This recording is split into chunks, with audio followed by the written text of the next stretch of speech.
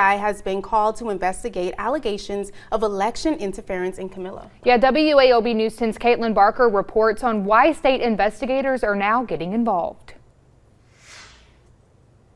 I spoke with residents who were actually locked out of Camilla's City Hall building on Election Day, and they tell me this incident has to be investigated because that will set the precedent for what's allowed in future elections. We want election integrity. We want people to be able to get out and vote without being interfered with, without trouble, without, being harassed. The GBI Office of Special Investigations was asked to investigate an allegation of election interference in the city of Camilla's local election. After former Councilman Ventura Pollard was deemed ineligible for re-election because he was not a resident of Camilla, the election superintendent and assistant election superintendent resigned.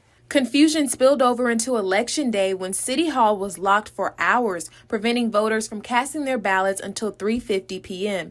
One local says maybe the state should step in and take control of Camilla. With all the reporting of election interference, who can be trusted? On Election Day, we spoke with one voter who told us the actions taken that day were meant to send a message. Because what's going on in Camilla is civilly unlawful and civilly unjust. And we're just trying to take a stand to let them know that we will not have this going on in our community any longer. It's time to stand up.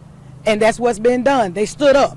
I reached out to Mayor Kelvin Owens, but he declined to comment. Residents say the actions taken during the city's previous election are troubling and do not properly represent the city of Camilla. My husband and I were literally locked out of City Hall. So, we should be able to walk up and vote on Election Day without any hindrance.